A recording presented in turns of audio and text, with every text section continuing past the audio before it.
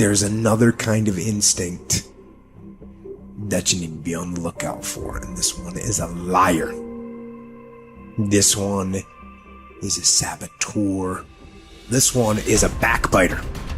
This is the instinct that says, you've had enough. You've given it your best shot. You can stand down. You can back off. You can rest now. Which sets up this problem for all of us. You're never going to feel like it. It's your job to make yourself do the crap you don't want to do so you can be everything that you're supposed to be. And you're so damn busy waiting to feel like it. And you're never going to. And that's the problem. There are those of you, you're still immature. When your excitement is up, your effort is up. But when your excitement goes down, your effort goes down. For some of you, you're too seasonal. When you're excited, man, you coming to work the first week, the first month, the first 3 months when you got that job, you were excited, and so you was putting forth effort. You on blade. Now you got comfortable, and you're not excited no more. And guess what happened? Your effort has gone down. So do me a favor, get off of that feeling stuff. Get off your excitement. We're not dealing with feelings because feelings go up and down. You don't have to be excited. You made a commitment to that job. Did nobody force you to take that job? You signed your name on the dotted line. And commitment said, I don't care how I feel. I don't care if I'm excited. I don't care if I'm pumped up. I don't care if I'm fired up. You made a commitment. Now it's time to put up. Lazy people do a little work and think they should be winning, but winners work as hard as possible and still worry if they're being lazy. So if you're a winner, you ain't comfortable. Every day I get up and give everything I got to everything I'm a part of simply because this is who I am. Like the only thing I need every day of my life is 86,400 seconds. That's it. Like I don't need some reward. Like the only thing I need is breath in my body, and I'm flat out going get it. A person with passion always stands out. The world is so full of average that once you have passion and a sense of energy in your life, it distinguishes you. When you're passionate about something, it isn't reasonable, but you do it anyway. Passion will take you where nothing else will ever take you. It'll give you that decided edge. It'll help you to stand out. When you want to become a diamond, your whole attitude change, your whole mindset, your thinking, your relationships, the decisions that you make, how you spend your time, your energy, all of it changes. See, this is something that you can't be in this business. This business has to be in you. You take advantage of this opportunity. You let everything else go. You eat different. You study different. You practice different. You don't belong at the bottom, and it's time for you to get your butt from down there. It's time for you to stop being comfortable at the bottom. Get your butt up and get to where you're supposed to be. You are a royal priesthood. Get where you belong. Do what you're supposed to do. Live like you're supposed to live.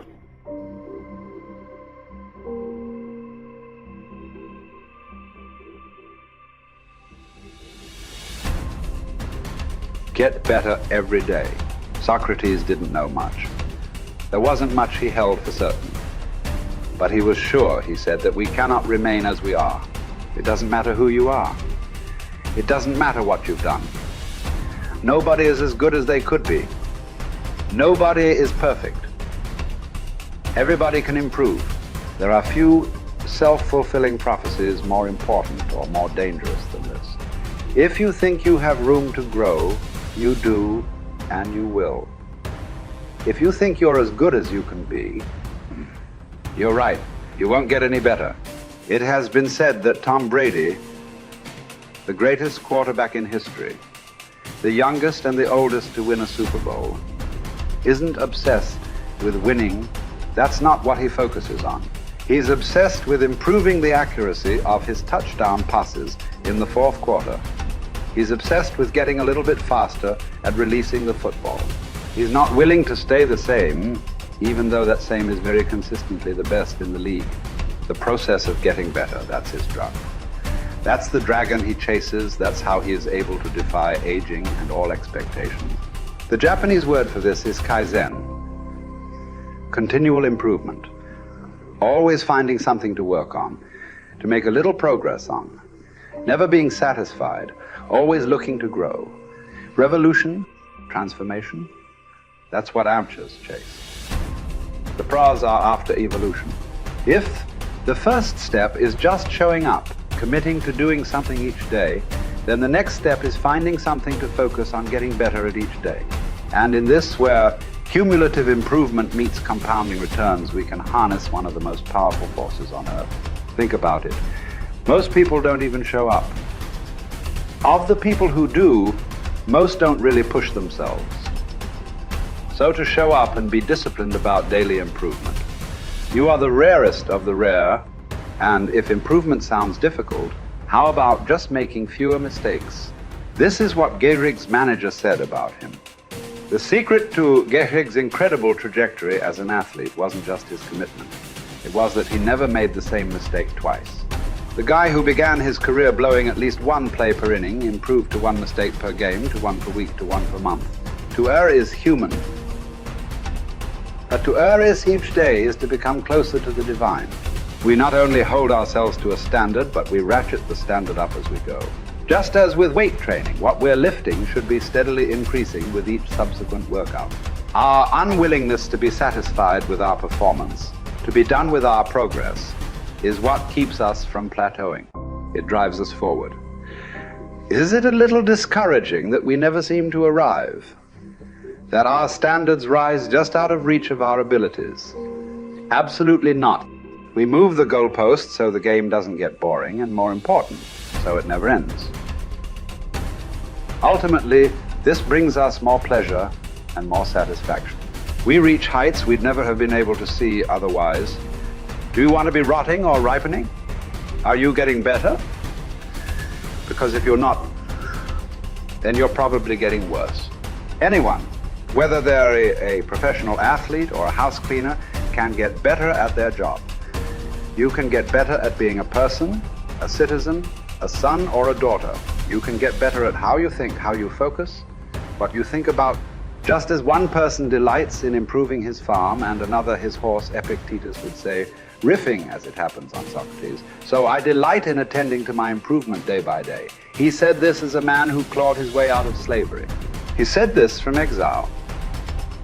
He said this as one of the wisest men in the ancient world. And still, he was focused on how he could get better every day, in every way.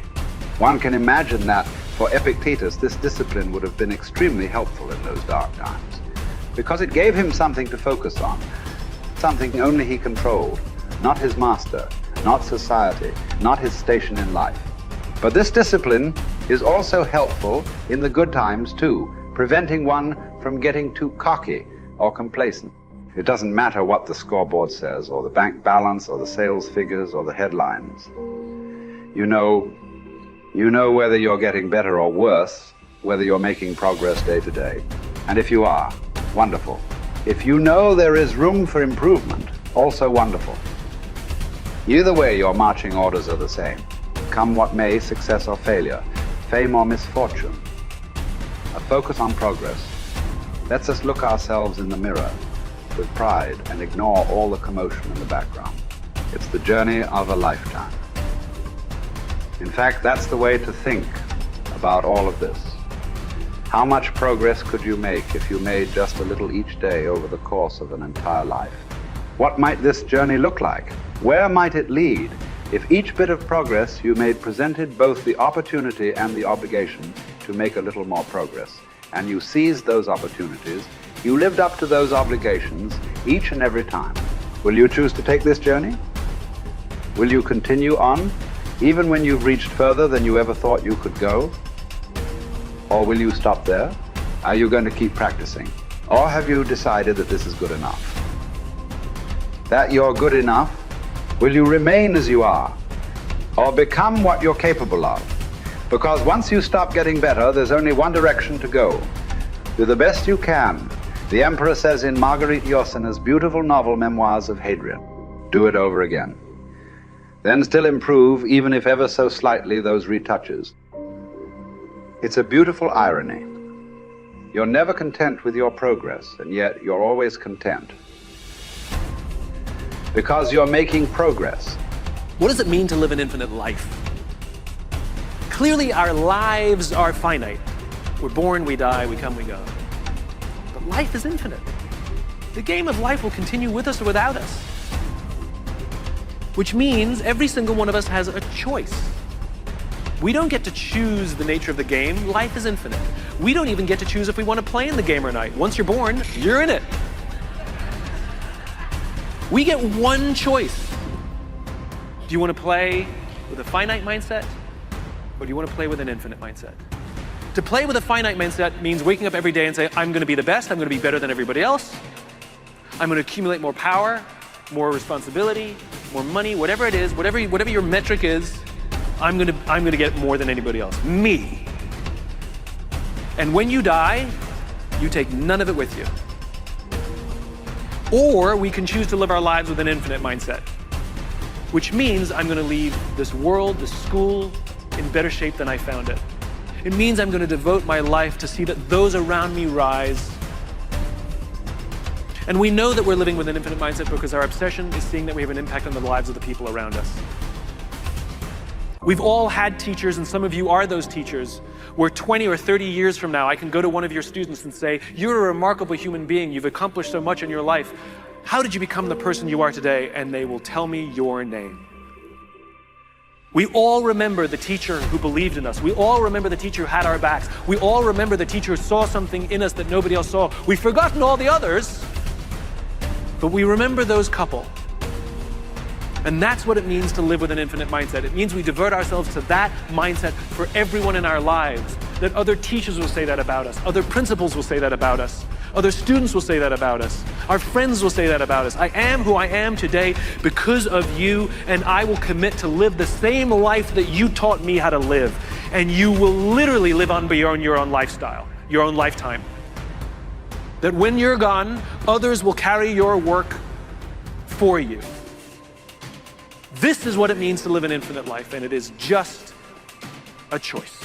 Nobody changes until they change their energy. When you change your energy, you change your life. It's the way it is. When you stop using your enemy to reaffirm your addiction to hatred, when you stop using your best friend to reaffirm your addiction to suffering, when you stop using your Facebook to reaffirm your addiction to insecurity, when you stop that whole process and you start going inward and you're no longer relying on those outer things to create those emotions, and you start creating those inner emotional states, you start changing your energy. Now, whatever is no longer a vibrational match between you and that past, present reality is going to fall away. Right. They're just going to spiral out. You're no longer putting your attention on them. In other words, the stronger the emotion you feel with some problem in your life, the more you give it your attention. Where you place your attention is where you place your energy. You're giving your power away, your life force. Yeah. Lower the volumes of that emotion, you take your attention off that person, you're calling energy back to you. Yeah. And you're building your own electromagnetic field. We've seen the evidence of that in many events, because when people start overcoming themselves, the first day, not always, but the energy of the room will drop. Why? Because they're drawing from the field to build their own field. Now when they build their own field the next day and the fields start interfering with the people next to them,